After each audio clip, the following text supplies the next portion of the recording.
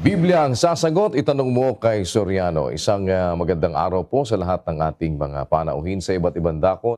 Muli po ay nagpapasalamat tayo sa Panginoon sa isa pang mabuting pagkakataon na kanyang ipinagkaloob sa atin upang makapagsagawa ng pag-aaral ng mga katwiran at ng mga aral ng Diyos na binabasa mula sa banal na kasulatan. At makakasama natin ang ilang mga remote points na manggagaling sa Dubai, Macau, sa Ho Chi Minh City, sa Vietnam, sa Compostela Valley Province, sa Oroquieta City, Misamis Occidental, Masbate City, Apalit Pampanga, Paniki Tarlac. At tayo po ay sabayang napapanood sa pamamagitan po ng ating mga satellite providers at satellite facilities na ating ginagamit sa iba't ibang lugar kung saan mayroon tayong mga satellite receivers sa Pilipinas at sa ibayong dagat. Ngayon po ay tayo pinagsisilbihan ng iba't ibang mga satellite providers na nagdadala sa atin sa iba't ibang dako ng daigdig. Kasabay din po nating napagsisilbihan ang ating mga kababayan sa pamamagitan naman ng internet at yan po ay sa pamamagitan ng kanilang panonood sa ating live webcast. Sa kalooban ng Panginoon ay muli po nating ihahatid sa inyo ang mga tugon sa inyong mga katanungan sa pamamagitan ng mga katwirang binabasa sa banal na kasulatan. At kasama po ang lahat ng ating mga kapatid sa Church of God International at sa iba't ibang panig ng Pilipinas at sa ibayong dagat. Tayo po ay muling nagsasagawa ng ang dating daan Worldwide Bible Exposition. At para po tayo makapagsimula, kasama po natin si kapatid na Eli Soriano. Kapatid na Eli, magandang araw po. Magandang araw po sa lahat ng ating mga bisita, sa mga kapatid na kaantabay sa paggawa. Sumaatin po nawa ang patnubay, ang pangunguna at ang liwanag ng Panginoon sa ating pag-uusapang mga aral ng Ebanghelyo. Hindi po kasi madali na ang kaliwanagan ng Ebanghelyo ay makita ng tao dahil meron pong nagpapadilim ng kaisipan ng tao. Doon sa ikalawang Korinto 4:4, na binulag ng Diyos ng sanglibutang ito ang mga pag-iisip ng mga hindi nagsisisampalataya upang sa kanila'y huwag sumilang ang kaliwanagan ng Ebanghelyo ng kaluwalhatian ni Kristo na siyang larawan ng Diyos. yung sabi ni ang Apostol Pablo na Diyos ng sanlibutang ito, the God of this age. Ang tinutukoy po dyan ay si Satanas. Ang ginagawa ni Satanas, binubulag niya ang pag-iisip ng mga hindi nagsisisampalataya sa Diyos para wag silang maliwanagan sa Ebanghelyo. Upang sa kanila'y huwag sumilang ang kaliwanagan ng Ebanghelyo ng kaluwalhatian ni Kristo na siyang larawan ng Diyos. Kaya hindi po madaling bagay na ang aral ng Ebanghelyo ay sumilang sa puso o magliwanag sa puso ng tao kasi meron pong nagpapadilim. At ang kadilimang yan ay halos nasa buong sanlibutan. 62 ng Isayas. Sapagkat narito, tatakpan ng kadiliman ang lupa at ng salimuot na dilim ang mga bayan. Ngunit ang Panginoon ay sisikat sa iyo at ang kanyang kaluwalhatian ay makikita sa iyo. Ang hula po ni Propeta Isayas, tatakpan ng kadiliman ang lupa. Ang sabi sa English, For behold, the darkness shall cover the earth, and gross darkness the people. But the Lord shall arise upon thee, and his glory shall be seen upon thee. ang tinutukoy po sa English the planet Earth, hindi lang lupa na isang lugar. Halimbawa sa isang bahagi ng mundo. Hindi. Ang hula po, the darkness shall cover the earth. It is the entire planet Earth. Sa panahon ngayon ng teknolohiya, maaaring ang mundo ay mas maliwanag ngayon sa gabi kaysa noong nakaraang 100 taon. The earth is much, much brighter than it was 100 years ago. Because of the modern technology we have now, we can see the earth from satellite, how glorious and how bright is this blue planet of the solar system. Pero sa kabila ng liwanag ngayon sa gabi sa mga malalaking syudad ng mundo, ang natutupad po sa espiritual na kahulugan ay yung kadiliman na bumabalot ngayon sa buong lupa. Ano po ba yung kadiliman na yon na inihahasik ng demonyo sa lupa? Ang inihahasik ni Satanas sa lupa ay kadiliman. Alin po ba yon? Doon po sa Roma, sa Kapitulo 13, meron pong ganitong pahayag ang Apostol Pablo. Ang gabi ay totoong malalim at ang araw ay malapit na. Iwaksi nga natin ang mga gawa ng kadiliman at ating isakbat ang mga sandata ng kaliwanagan.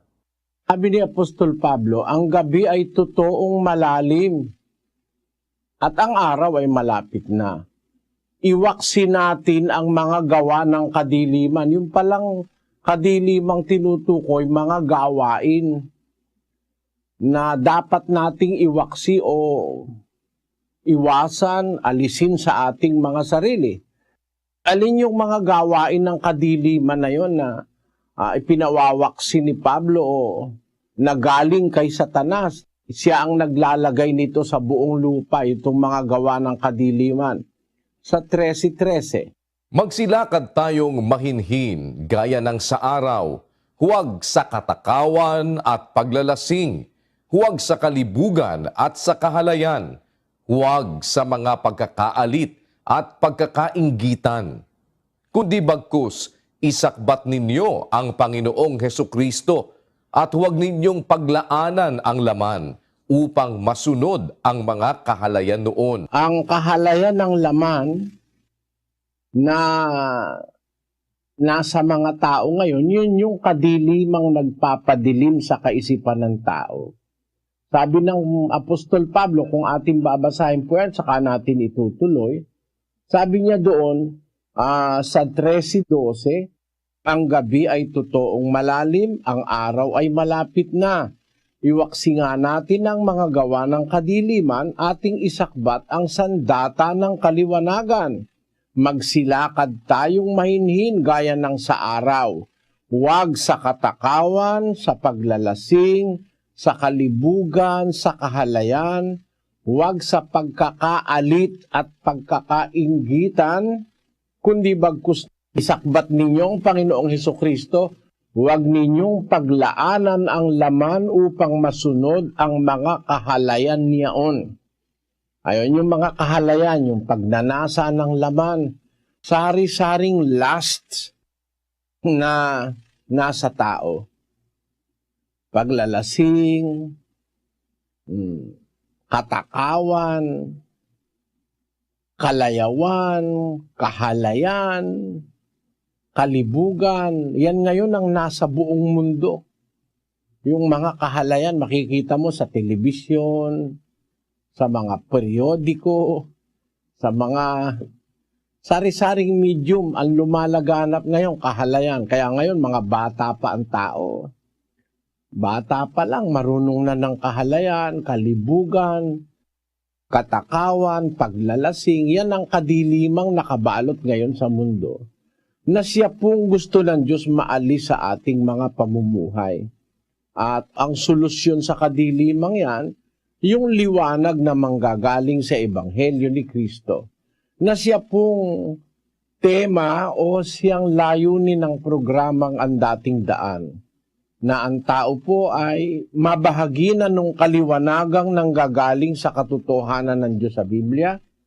Binabasa natin yung mga aral ng Diyos sa Biblia para magliwanag ang nadidimlang kaisipan ng mga tao sa mundo. Umpisa na tayo, kapatid na Daniel. Opo, kapatid na Eli, at nakaantabay na po ang Dubai Nandun si kapatid na Andy Perlada. Dubai, kami in place. Opo, kapatid na Daniel, salamat po sa Diyos. Kapatid na Eli, ang magtatanong po rito ay si Ginang Alma Pasamonte, isang Baptist. Maliligtas po ba yung taong, limbawa po, maghihingi po siya ng tawad pag malapit na po siyang mamatay, pero hindi na po siya nabautismuhan? Yun lang po. Alam mo kapatid, yun pagka malapit ka ng mamatay, saka ka lang hihingi ng tawad sa Diyos, pagsasamantala yun. Pagsasamantala sa kasamaan. Kasi dapat hindi sa pagmamamatay ka sa kakahihingi ng tawad sa Diyos. Habang may panahon pa, tinatawag tayo ng Diyos para maglingkod sa Kanya. Hindi yung pagmamamatay ka na lang. Meron kasi mga tao, alam nila na mayroong Diyos, mayroong totoo, mayroong dapat silang gawin. Hindi nila ginagawa, inuuna nila yung gumawa ng kasalanan, tapos pag mamamatay na, saka sila tatawag sa Diyos. Ang sagot ng Diyos, yung nasa Kawikaan 1:24, kapatid na Daniel. Sapagkat ako'y tumawag at kayo'y tumanggi, aking iniunat ang aking kamay at walang makinig, kundi inyong iniuwi sa wala ang buo kong payo at hindi ninyo inibig ang aking saway. Ako naman ay tatawa sa kaarawan ng inyong kasakunaan. Ako'y manunuya pagka ang inyong takot ay dumarating. Pagka ang iyong takot ay dumarating na parang bagyo at ang inyong kasakunaan ay dumarating na parang ipo-ipo. Pagka ang hirap at hapis ay dumating sa inyo. Kung magkagayoy, tatawag sila sa akin, ngunit hindi ako sasagot. Hahanapin nila akong masikap, ngunit hindi nila ako masusumpungan. Sapagkat kanilang ipinagtanim ang kaalaman at hindi pinili ang takot sa Panginoon.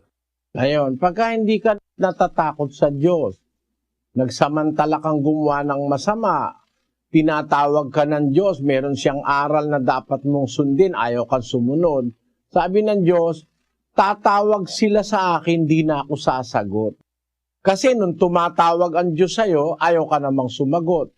Tumawag ako, kayo'y tumanggi. Inyunat ko ang aking kamay, walang makinig. Iniuwi niyo sa wala ang buo kong payo, at hindi ninyo inibig ang aking saway. Ako naman ay tatawa sa kaarawan ng inyong kasakunaan. Ako'y manunuya pag ang inyong takot ay dumarating. Pagka ang inyong takot ay dumarating na parang bagyo, at ang inyong kasakunaan ay dumarating na parang ipo-ipo. Pagka ang hirap at ang hapis ay dumating sa inyo, kung magkagay tatawag sila sa akin, hindi na ako sasagot. Kaya pagka sinasamantala mo lang yung masama, tapos kung kailan ka mamamatay sa kakahingi ng tawad sa Diyos, wala kang pag-asa nun, kapatid. Pero, kung halimbawa hindi mo nalaman yung aral, at wala kang alam hanggang dumating yung malapit ka ng mamatay, hindi mo alam yung aral, bahala na ang Diyos humatol sa'yo. Pero naalaman mo yung aral, naalaman mo yung tawag ng Diyos, ayaw mo sundin, wala kang pag-asa nun. Yun ang sagot sa tanong mo, kapatid. Salamat po. Punta tayo ng Oroqueta City, Misamis Occidental. Kapatid na Hil Salazar, go ahead please. Salamat po sa Diyos. Kasama po natin dito po sa Oroqueta City, si Ginoong Sanevier Patok. Narito po siya, kapatid na Eli. These are my questions. The first of which is, aside from the Holy Bible, is there another source of truth for the salvation of souls? At ang pangalawa po, after Paul, the other apostles, including Peter, who were the leaders of the Church of God? Are these the popes of Rome? Salamat po. We thank you for coming, Mr. Patok. And we are interested also in answering your question. I just have to be frank in answering your questions. because frankness is the proper way of telling the truth. There is no other way of learning the truth other than receiving frank answers without any reservation as to whether I will hurt your feeling or the feeling of other people. Sa tanong mo, is there another source of truth for the salvation of souls? The Bible is a book which came from God, that is proven by scientific proof, spiritual, moral, historical. The Bible is undoubtedly a book which came from the Creator. There are things in the Bible written which cannot be written by man, by his own understanding and knowledge. The wonder of the Bible is it's a book that can prove the authenticity of itself.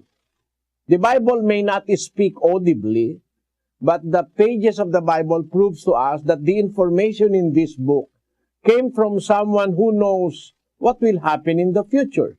And there is no human, I emphasize, there is no human which is able to tell what is going to happen in the future. And there is no other, or there are no other religious books that have prophecies as sharp, with surgical sharpness as the Bible have. Ganito yon, kapatid. Walang libro ng relihiyon na nagsasabi kung ano ba mangyayari 2,000, 3,000 years after. Bakit? Walang may kapasidad na magsabi ng mangyayari sa futuro o sa future maliban yung nakakaalam ng katapusan. Basahin natin ang aklat ng Isaias 46:9. Inyong alalahanin ang mga dating bagay ng una, sapagkat ako'y Diyos at walang iba liban sa akin. Ako'y Diyos at walang gaya ko na nagpapahayag ng wakas mula sa pasimula. Walang gaya ko, sabi ng Diyos. There is none like me. There is none like me, sabi ng Diyos, declaring the end from the beginning, and from ancient times the things that are not yet done, saying, my counsel shall stand, and I will do all my pleasure. It is a very challenging declaration of the Lord God of the Bible. He said, there is none like me. That is a guarantee, and that is also a challenge. There is none like me, declaring the end from the beginning. So it is only God who has that capacity to declare the end from the beginning. Meaning, He has the capacity to see what is going to happen in the future until the end. He knows the end. He knows what will happen in the end, and there is none like Him. It's such a guarantee, and it is also a challenge to those who will refute the authenticity of God's Word in the Bible. He said, there is none like me that can declare the future or declare the end from the beginning. And there is no other book on earth that declares what is going to happen 1,000, 2,000, 3,000 years before it happened. Let me prove that. In the book of Daniel, chapter 12, verse 4, the Lord God of the Bible said, But thou, O Daniel, shut up the words and seal the book, even to the time of the end. Many shall run to and fro, and knowledge shall be increased. You see, you cannot imagine what is the meaning of this verse just 200 years ago or 300 years ago. You cannot, in your mind, perceive what the verse means 300 years ago. But this was written by Daniel about 500 years before the birth of Christ, meaning that this verse of the Bible was written 2,700 years before our time. Because the book of Daniel was written in 536 BC, meaning 536 plus 2,000, it's more or less 2,600 years ago when this prophecy of Daniel was written by the inspiration of God's Spirit. And what does the prophecy say? Thou, O Daniel, shut up the words and seal the book, even to the time of the end. There is what the Bible calls time of the end. What is that particular time in history? It says, many shall run to and fro, and knowledge shall be increased. There is no other time in the history of humanity like our time, where many are running to and fro physically. Physically, there are land vehicles in the seas, in our oceans. Many are running to and fro, sea crafts, and even under the sea, there are submarines running to and fro. A nation is spying the boundaries of other nations. And in the air, many are flying to and fro, from airport to airport. So this prophecy of Daniel is very much apparent in our time. Many shall run to and fro, and knowledge shall be increased. There is no other book saying what will happen precisely in the future other than the Bible, because it is the book that was caused by God to be written through His holy prophets and apostles, and God guarantees one thing in the Bible that no other book can claim.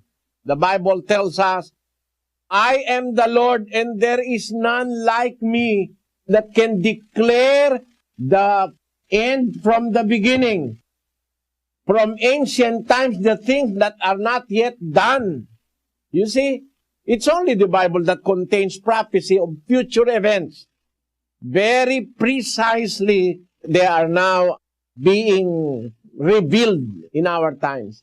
The preciseness of all the prophecies of the Bible is something nobody can refute.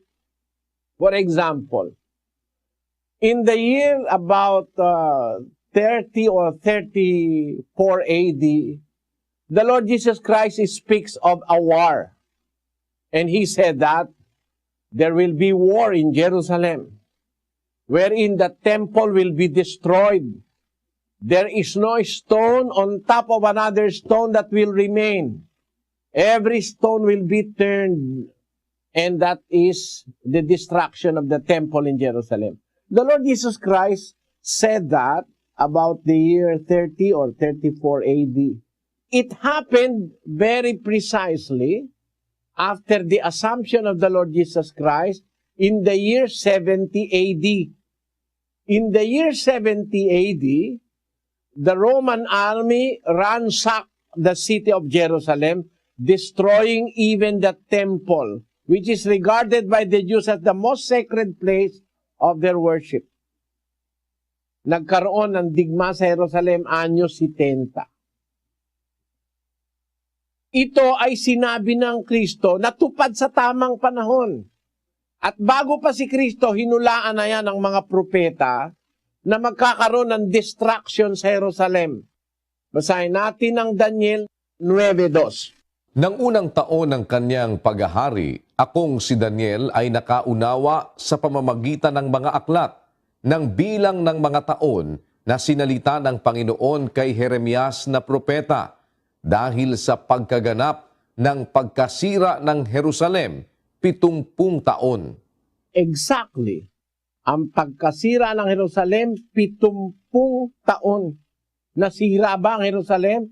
Itong hula ni Propeta Daniel na ito, ay inulit ito ni Kristo na magkakaroon ng pagkasira sa Jerusalem na sinasabi si Propeta Jeremias, sabi ni Propeta Daniel, naunawa ko, merong mangyayaring pagkasira sa Jerusalem, 70 taon ang ganap, masisira ang Jerusalem. At naganap nga ito. Sinira ng Roman army ang templo sa Jerusalem dahil nagkaroon ng gera. Yun ang sinasabi ni Kristo, makakarinig kayo ng digmaan, sabi niya sa mga alagad. Narinig ng mga alagad yon, digmaan na yon, kasi buhay pa ang mga apostol noong anyo 70. Eksakto nangyari. Wala namang ibang aklat sa mundo, kapatid, na nakakapagsalita ng what will happen in the future. At hindi lang mga hula, pati mga informasyon sa Biblia, napakatama, precisely tamang-tama. Halimbawa, nung sabihin ng Diyos kay Abraham, ang lahi mo dapat tutuliin ng lalaki. Sa 8 araw, lahat ng lalaki sa inyo tutuliin. Kaya nga si Kristo, nung ipanganak tinuli siya nung 8 araw . Ang makakapagtaka, bakit ang sabi ng Diyos kay Abraham, tutuliin sa 8 araw, pagkapanganak sa 8 araw, tutuliin. Nung una, hindi naiintindihan ng mga doktor ito . Pero nitong nakaraang ilang taon, nakita ng mga doktor, tamang-tama yung salita sa Biblia . Gusto kong ipabasa ito, kapatid na Luz, sa iyo, yung finding tungkol sa vitamin K. Opo, ito po yan. In 1935, Professor H. Dam proposed the name vitamin K for the factor in foods that help prevent hemorrhaging in baby chicks. We now know vitamin K is responsible for the production by the liver of the element known as prothrombin. If vitamin K is deficient, there will be a prothrombin deficiency and hemorrhaging may occur. Oddly, it is only on the 5th through the 7th days of the newborn male's life that vitamin K produced by bacteria in the intestinal tract is present in adequate quantities. Vitamin K, coupled with prothrombin, causes blood coagulation, which is important in any surgical procedure. Holt and McIntosh, in their classic work, Holt Pediatrics, observed that a newborn infant has peculiar susceptibility to bleeding between the 2nd and 5th days of life. Hemorrhages at this time, though often inconsequential, are sometimes extensive. They may produce serious damage to internal organs, especially to the brain, and cause death from shock and exsanguination. Tignan mo itong eksaktong ito na impormasyon sa Biblia. Bakit ang utos ng Diyos kay Abraham ay tutuliin ang kanyang mga anak na lalaki sa 8 araw? May natukla-tuklasan ng mga doktor, ang tao pala, lalo na yung lalaki, wala siyang adequate amount of prothrombin with vitamin K na nagkokos ng tinatawag na blood coagulation, o yung pagbubuo ng dugo. Pag wala yung pagbubuo ng dugo, yung coagulation, pag nasugatan ka, dudugo ng dudugo yun hanggang mamatay ka pag wala kang vitamin K at saka yung prothrombin. Na natuklasan ng mga siyentipiko at mga doktor ng medicine na ang tao pala nagkakaroon lang ng prothrombin at saka ng vitamin K pagka mula sa 2 hanggang sa 7 araw mula sa pagkapanganak. Kasi doon pa lang gumagana yung kanyang digestive system. It is interesting to note that the digestive system through the liver produces vitamin K. Without sufficient amount of vitamin K, you cannot produce prothrombin. Prothrombin is a very important factor, and vitamin K for the blood coagulation, as they call it in medicine. Kung ang bata ay tutuliin mo nang wala pa yung hindi pa nakakalagpas sa 7 araw mula sa pagkapanganak, wala pa siyang adequate amount of vitamin K and prothrombin in the system. Maaaring magkaroon siya ng hemorrhaging dahil walang blood coagulants present in the system. Ang nakakapagtakat, nakakapangmangha-mangha, libo-libong taon, wala pang alam ang tao sa medisina, sinabi ng Diyos kay Abraham, sa 8 araw, tutuliin niyo yung inyong mga anak na lalaki. Sabi ng Diyos kay Abraham, ito ang aking tipan sa inyo. Nagpapakita lang na even scientifically speaking, the Bible is very exact. Bakit? Kaya pala ikawalong araw kasi pagka ikapitong araw pa lang makukumpleto yung presence ng prothrombin at saka ng vitamin K in the system of a male baby boy. Kaya eksakto ang Biblia scientifically. And there are other proofs of the exactness of the Bible scientifically. Pati ang history and archaeology proves that things that are written in the Bible are not make-believe things. They are not inventions. They are actual facts in history and in knowledge, proving that the Bible is a book which came from somebody who knows everything on this earth. Somebody that knows what will happen in the future, just like the prophecy in Daniel, when the time of the end was spoken by the Lord, there will be many shall run to and fro, and knowledge shall be increased. Who can imagine what the computer may do 200 years ago? This verse have been read by most presidents of the United States of America. Abraham Lincoln may have read this verse, but he was not lucky enough to witness the fulfillment of that prophecy in Daniel, where the Bible says, maraming tatakbo ng paruot parito, ang kaalaman ay lalago. 200 taon na nakakaraan, di naman mo maiintindihan pa itong masyado Pero ngayon maintindihan mo, gaano ba kalago ang kaalaman ngayon? Lumating yung computer, dumating na rin yung robot. Yung robot nagwe-welding na.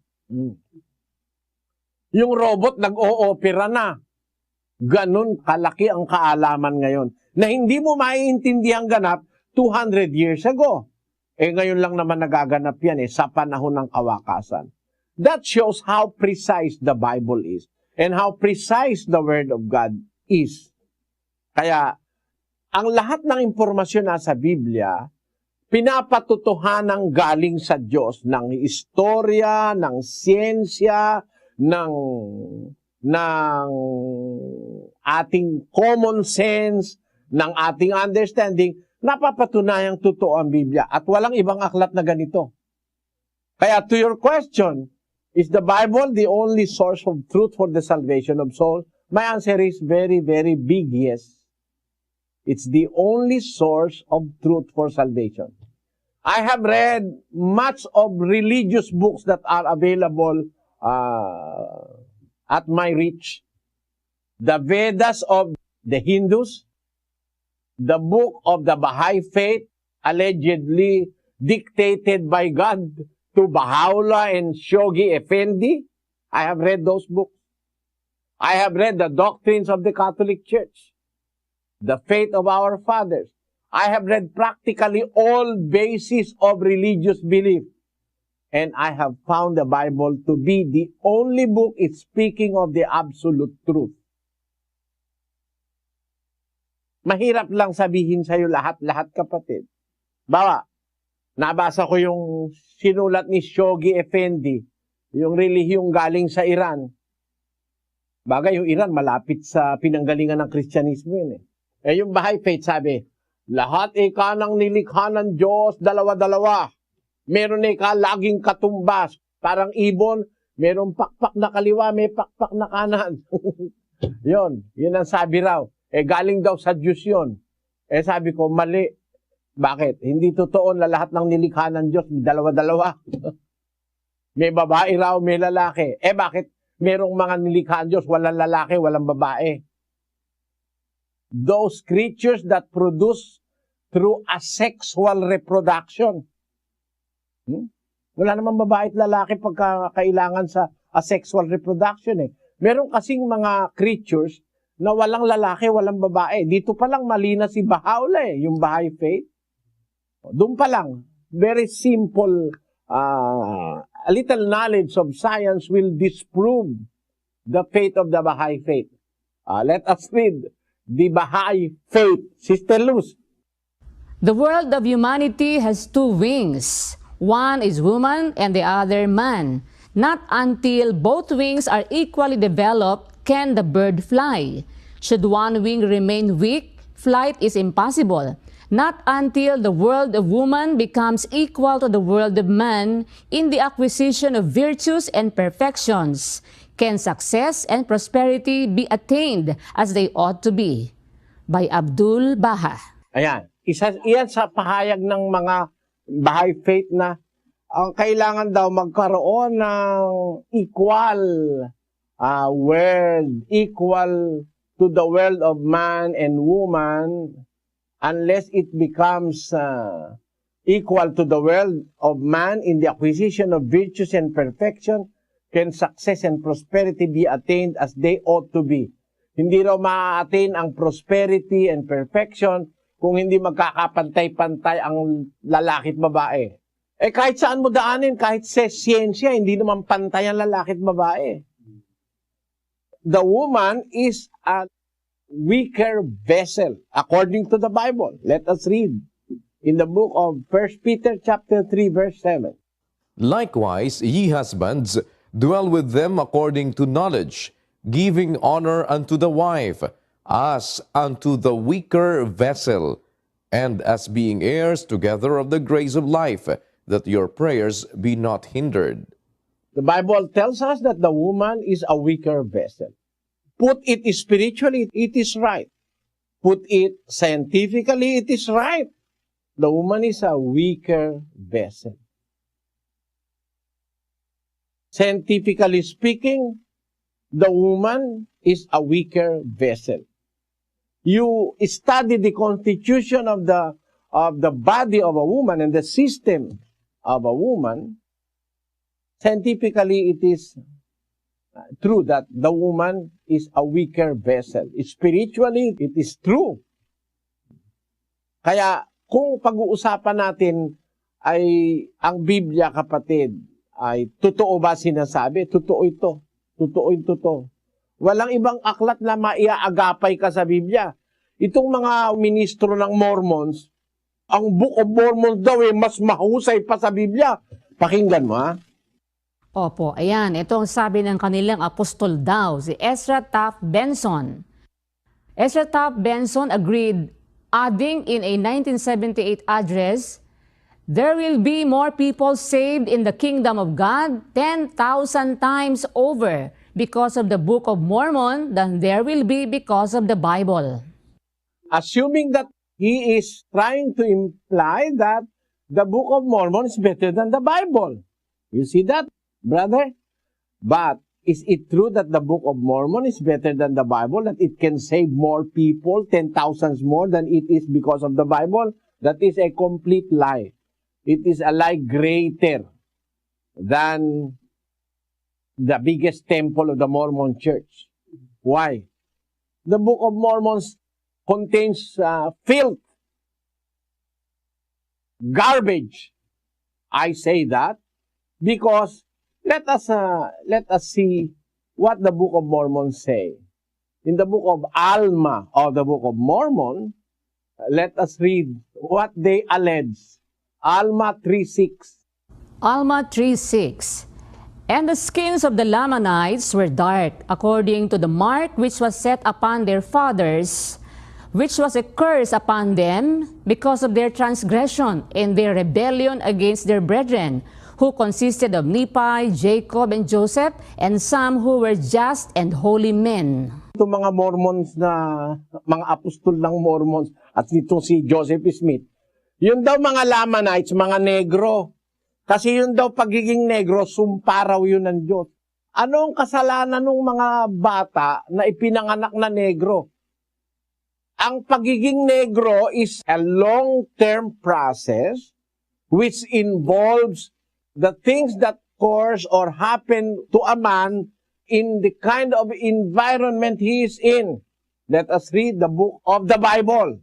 Let us now leave the Book of Mormon for a while and let us see the Bible. In the Song of Solomon, chapter 1, verse 6.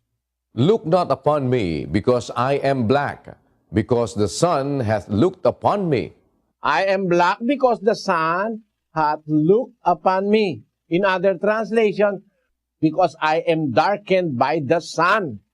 At tinan mo ito scientifically, totoo ito eh. the sun can darken the skin of a person. Why? Scientifically speaking, the rays of the sun produces tan on our skin that produces melanin, that substance that causes the tanning of our skin. Long exposure to that process may darken the skin of a person. And those characteristics may be handed from one generation to another because of the DNA and because of the DNA and the genes. Ngayon, if you continually live on our place on earth, which is very much exposed to the sun, the darkness of the skin from the parent may even be aggravated to the next generations because of the constant exposure. And scientists believe that it may take 1,000 years to notice a very great change. Let us read a finding of Jablonski. Opo, Jablonski and Chaplin note that when human indigenous peoples have migrated, they have carried with them a sufficient gene pool so that within 1,000 years, the skin of their descendants living today has turned dark or turned light to adapt to fit the formula given above. And this is scientific. In a span of 1,000 years, the sufficient gene pool from the parent to the offspring may affect the darkening of their skin or the lightening of their skin.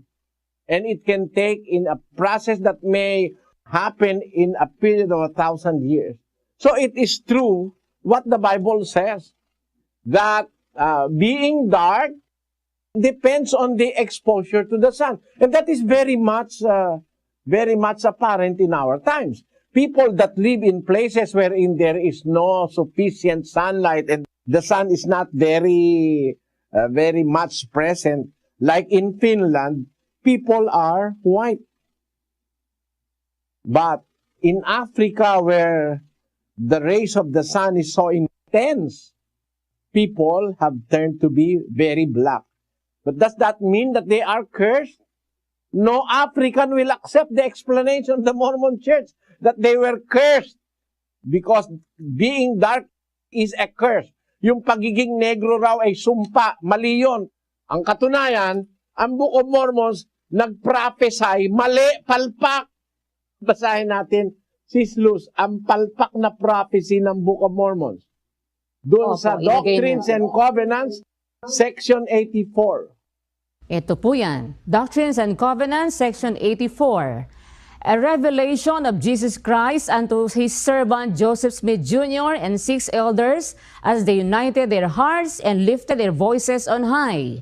Yea, the word of the Lord concerning his church, established in the last days for the restoration of his people, as he has spoken by the mouth of his prophets, and for the gathering of his saints to stand upon Mount Zion, which shall be the city of New Jerusalem. Which city shall be built beginning at the temple lot, which is appointed by the finger of the Lord in the western boundaries of the state of Missouri, and dedicated by the hands of Joseph Smith Jr. and others with whom the Lord was well pleased. Verily, this is the word of the Lord, that the city New Jerusalem shall be built by the gathering of the saints, beginning at this place, even the place of the temple, which temple shall be reared in this generation. Tamo, de palpak. Sabi ni Joseph Smith, dito ka sa western boundary of the state of Missouri. Yung lugar na yon, ang tawag ngayon doon, Independence, sa Missouri. Doon daw itatayo ng Diyos ang bagong Jerusalem. Na yun daw ay i-dedicate yung itatayong temple doon, i-dedicate daw ni Joseph Smith. Ang kaso namatay si Joseph Smith, wala silang naitayong temple doon eh. Daan taon na nakakalipas, hindi nagkatotoo na nagkaroon ng temple ng bagong Jerusalem sa state of Missouri. Paano ka ngayon maniniwala sa impormasyon dyan eh? Pati prophecy dyan eh, mali. Kaya kung maniniwala kayo dyan sa mga libro-libro ng mga relihiyong mali, nasa sa inyo na lang yon.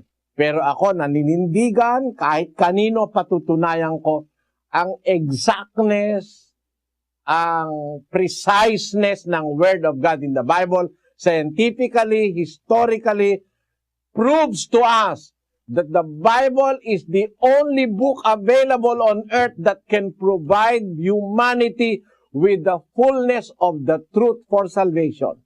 Amen. That is my answer to your question. Puntahan po agad natin ang makarami pa po tayo sa Macau, si kapatid na Ramis Naral. Macau, go ahead please. Salamat po sa Diyos, kapatid na Daniel. Magandang araw po, kapatid na Eli. At sa pagkakataon po ito, ang magtatanong po, kapatid na Eli, mula dito po sa Macau ay si Sister Jessica Cernal, isa pong Katoliko. Gusto ko lang po sanang i-open sa inyo ang katanungan sa sarili ko na hanggang ngayon di ko pa rin nasasagot. May ka-live-in partner po ako. For long years na kaming nagsama. We're both single mother and a single father. Nararamdaman ko kasi na parang wala akong assurance sa kanya. At tinitake for granted lang ang relasyon namin. Hindi ko alam kung talagang kami. Sana po mapayuhan mo ako at talaga isa pang tanong na masama po ba yung nagsasama na hindi kasal? Alam mo, kapatid na Jessica, yung kasal naman alam mo, kung sabihin ko sa'yo, kung mas mabuti pa nga yung kasal sa gobyerno kaysa sa kasal sa relihiyon eh. Kasal ng pastor, may handog. Pinagkakakwartahan nila yung kasal na yan eh. Pero kung pag-uusapan natin Biblia, no? Ang mahalaga hindi naman yung dokumento o yung akto ng kasal eh. Ang mahalaga yung sincerity ng bawat isa in going together or in living together as husband and wife. Basahin natin ang Galatia Kapitulo 3, versikulo 15. Mga kapatid, nagsasalita ako ayon sa kaugalian ng mga tao. Bagamat ang pakikipagtipan ay gawa lamang ng tao, gayon may pagka-pinagtibay, sino man ay hindi makapagpapawalang kabuluhan o makapagdaragdag man. Ayan, maliwanag yung salita dyan, kapatid, Bagaman ang tipan, tao lang ang gumawa, kahit na ang tipan ay between two persons, two humans. Pero pagka napagtibay na yon, ratified, what is the ratification? Kung pumayag ka, kung pumayag siya, nagkaroon kayo ng mutual understanding between you both. Yung inyong pinag-usapan magsasama kayo bilang mag-asawa, kinikilala na ng Diyos yun eh. Kahit hindi ka pa ikasal ng seremonya ng kasal ng pari eh. Bakit? Si Maria at si Jose, wala namang kasal eh.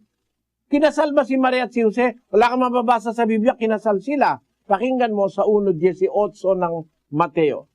Ang pagkapanganak nga kay Heso Kristo ay ganito, nang si Maria na kanyang ina ay mag-aasawa kay Jose. Bago sila magsama, ay nasumpungang siya'y nagdadalang tao sa pamamagitan ng Espiritu Santo.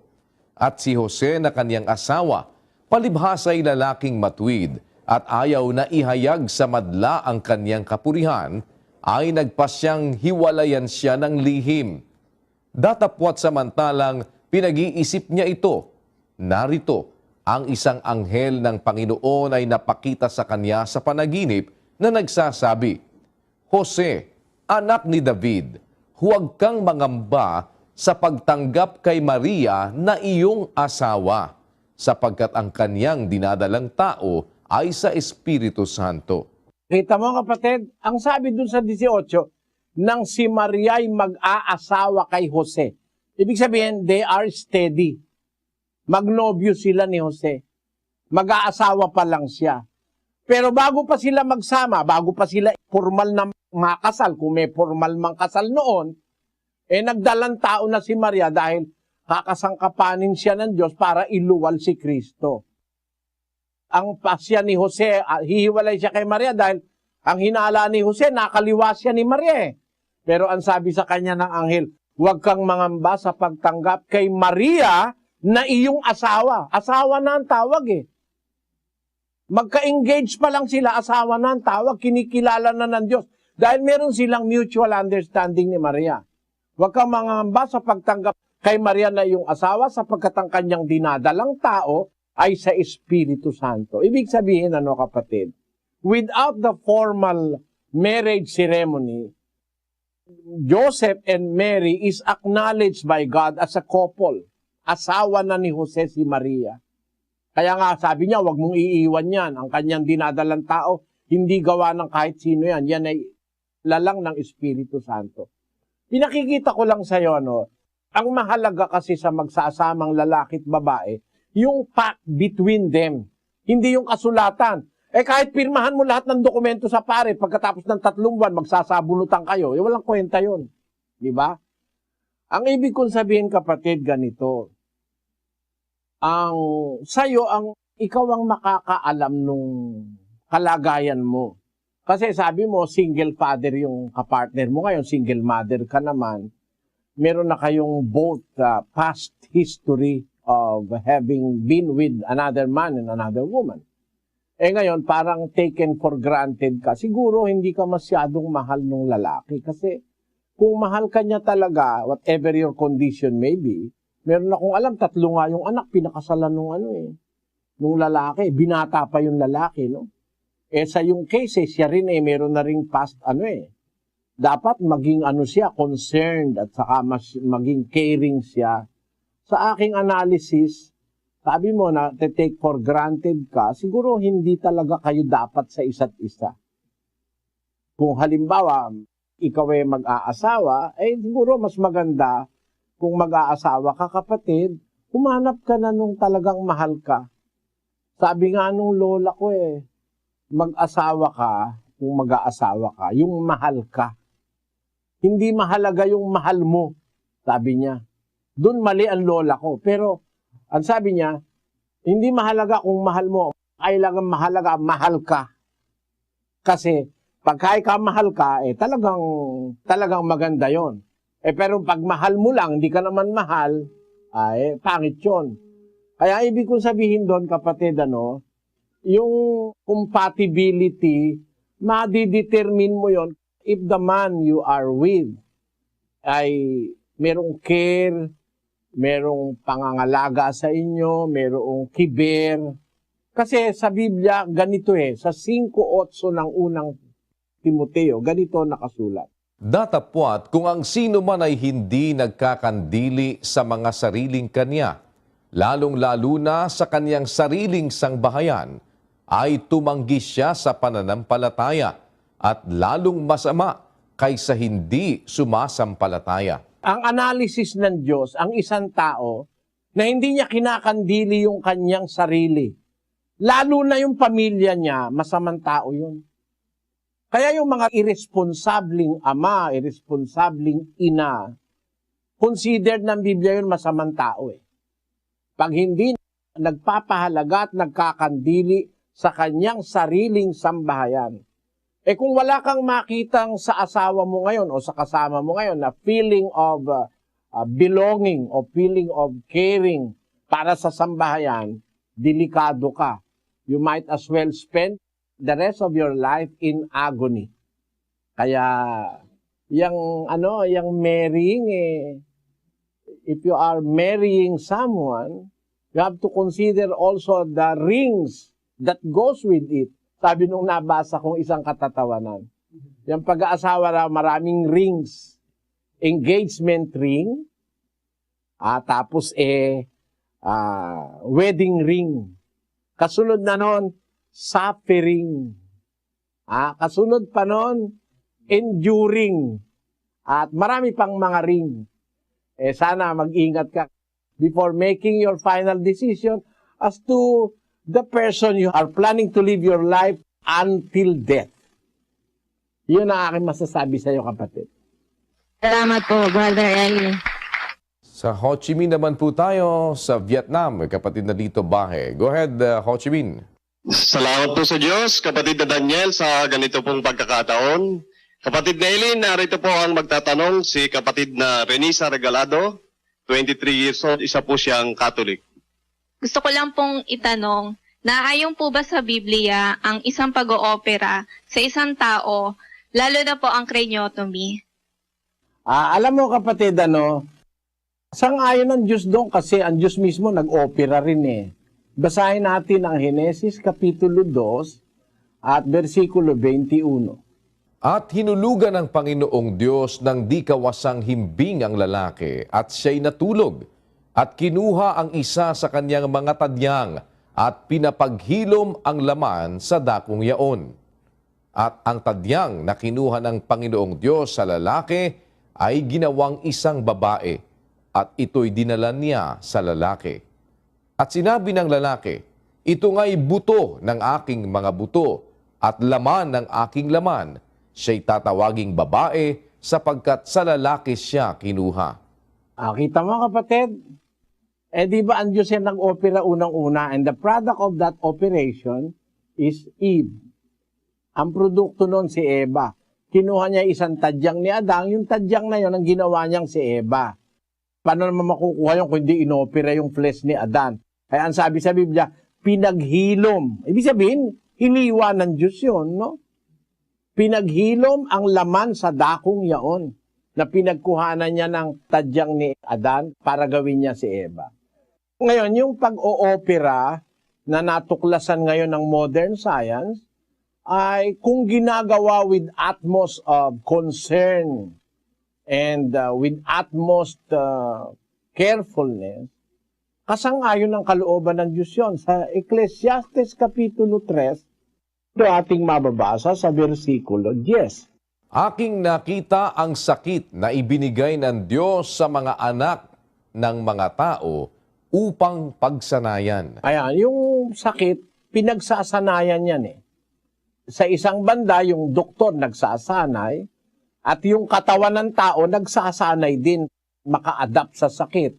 Kaya sa ating katawan, pagka nagkasakit ka, halimbawa, nagkaroon ka ng beke, dalawang side, kanan at kaliwa, may beki ka, napapagsanayan ng katawan na ngayon, magpuproduce yan ng mga antibodies para pagdating ng pangalawang pagkakataong sasalakayin ka nung virus nung beke, ay meron ka ng depensa, na-immune ka na. Parang, ang tawag doon, immune ka na doon sa virus ng beke. Yun din ang prinsipyo nung tinatawag nating immunization eh, yung bakuna. Binalagyan ka na nung virus para mag-produce na yung katawan mo ng antibodies para pagdating nung malakas na virus o bacteria ay meron ka ng panlaban. Yan ang mga tinatawag sa medisina na similia similibus curantur. Yan termino ng mga doktor yan saka ng mga siyentipiko Similia similibus curantur. Ibig sabihin, yun ang ideya ng tinatawag natin na vaccination Yan kasi bunga ng pag-aaral ng mga tao. Ngayon, kung ang tinatanong mo kapatid, yung craniotomy, which is a delicate operation, pwede rin yun kasi doctors will not do that kung wala naman chance of survival. Di ba? In cases very necessary for that kind of operation, wala namang labag sa Biblia yon. Ang Biblia kasi is pro-life. Ito'y nasa panig ng buhay. Yun din naman ang pinapractice ng medicine to save life. Kung meron mang doktor na ang pinapractice to save money, mali na yung prinsipyo niya. Pero ang talagang profession ng pagiging doktor is to save life. Huwag naman magagalit yung mga doktor. Meron kasing mga doktor to save money. Kaya kahit mapirwisyo pasyente niya, basta kumita lang siya, okay lang sa kanya. Pero in cases like what you are asking now, wala akong makita sa Bibliang yun ay mali. Tignan natin, Sis Luz, ang kahulugan ng craniotomy. A craniotomy is a surgical operation in which a bone flap is temporarily removed from the skull to access the brain.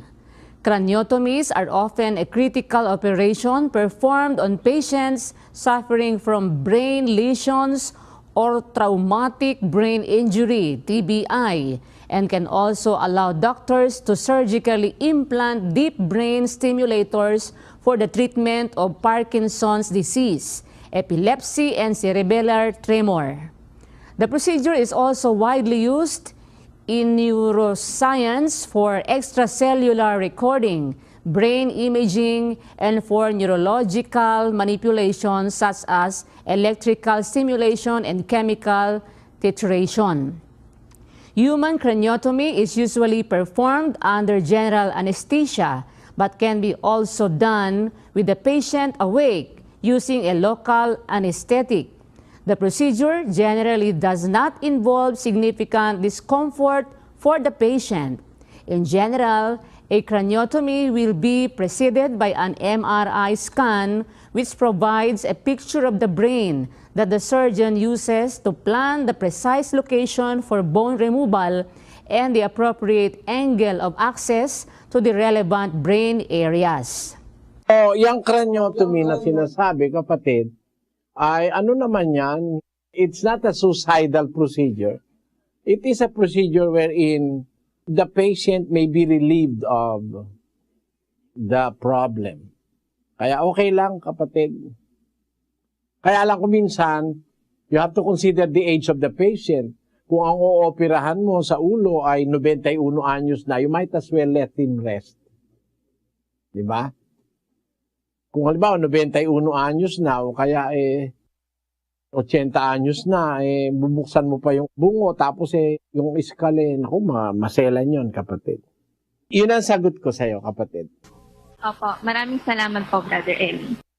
And with that, kapatid na Eli, ay muli pong tayo ay pansamantalang magpapaalam at nagpapasalamat tayo sa lahat ng ating mga panauhin na nagpaunlak po sa atin na dumalo sa atin pong Worldwide Bible Exposition. At sa lahat po ng mga nanonood sa pamamagitan ng atin pong satellite feed sa iba't ibang lugar ng ating bansa at maging sa ibayong dagat sa pamamagitan po ng ating live webcast. At hindi man po natin mabigyan silang lahat ng pagkakataon na makapagtanong sapagkat napakarami po niyang lahat ng remote points na yan na hindi natin maia-accommodate na sila po ay mabigyang daan na makapagbigay ng kanilang mga katanungan. Subalit naniniwala po tayo sa tulong ng Panginoon sa mga tanong na itinanong ng ating mga kababayan at panauhin ay nabuksan din ng kaisipan ng maraming nanonood at nakikinig ng pagtatanghal po na ito ng ating ginagawang Worldwide Bible Exposition. At muli, kami po ay nagpapasalamat sa Panginoon sa isa pang mabuting pagkakataong kanyang ipinagkaloob sa atin ngayong araw na ito upang tayo po ay makapaglingkod sa ating mga kababayan. Bago po tayo umuwi, mga kapatid, magpasalamat tayo sa magitan ng isang panalangin. Tayo po'y sama-samang manalangin. Panginoon naming Diyos, Amang makapangyarihan sa lahat. Sa pangalan po ng aming Panginoong Hesukristo ay nagpapasalamat kami sa iyo sa pagkakataong kami po ay nakapakinig ng iyong mga salita, nakaunawa kami ng iyong kalooban, Ama. Salamat po sa iyong mga pagtuturo upang maituwid kami sa aming mga maling gawain, mga maling pananampalatayang aming nataglay sa nakaraang panahon ng aming mga buhay. Sana po ay tulungan mo kami na aming maingatan sa aming mga puso ang mga salitang ito na aming natututunan. Malakaran po namin, Ama, sa nalalabi pang buhay na ipagkakaloob mo sa amin kung iyo pong isasapit upang aming matugunan ang dahilan ng pagkakalikha mo sa amin. Sana po ipagpalain mo at samahan ang mga kasama namin sa ganitong mga pag-aaral, ang lahat ng mga nagsusuri, mabuksan sana ang kanilang mga puso't kaisipan sa pag-unawa sa iyong banal na kalooban. Kung baga mangyayari, Ama, tawagin mo rin po sila upang aming makapiling sa paglilingkod sa iyo. Alalahanin mo ang aming mga sangbahayan, ang aming mga kapwa-tao ay aming pinamamagitanan sa iyo, Ama. Sana po mahabag ka sa henerasyong ito. Tulungan mo kami na maiparating sa mas nakararami ang iyong mga katwiran upang maitanyag sa kanila ang iyong karangalan. makilala nila ang kabutihan ng Diyos na amin pong pinagkakautangan ng lahat. Sa iyo pong mapagpalang kamay, aming inihahabili ng aming mga buhay at kapalaran. Marami pong salamat sa iyo, Panginoon, sa pangalan ng aming tagapagligtas na si Kristo Jesus. Amen.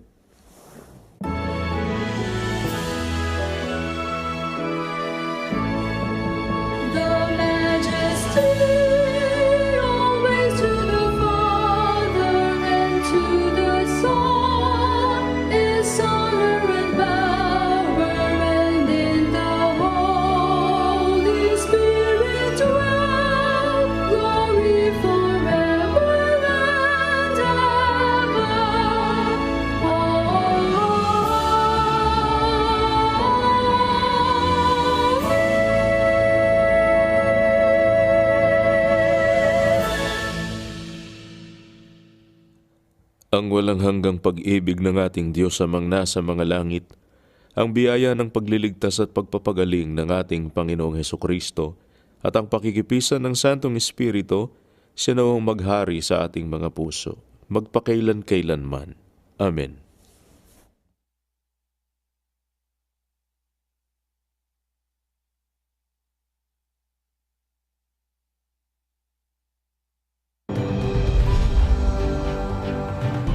Muli po kaming nag-aanyaya sa inyong lahat na kami po sana ay inyong pagdamutang makasama sa pagbubukas po ng ating isasagawang mass indoctrination. Ito po ay pag-aaral ng mga doktrina ng ating Panginoong Hesukristo. Loloobin ng Panginoon, ito po ay ating muling pasisimulan sa 16 ng Mayo 2022. Umaasa po kami na sa tulong at sa awa ng Panginoon, kayo po ay aming makakasama sa pakikinig ng mga aral ng ating Panginoong Hesukristo na atin pong binabasa sa mga banal na kasulatan. Samahan nawa tayo ng Panginoon at loobin nawa ng Diyos na tayo po ay magkita-kita sa Kanyang kalooban sa pagbubukas ng atin pong mass indoctrination. Magandang araw po sa inyong lahat.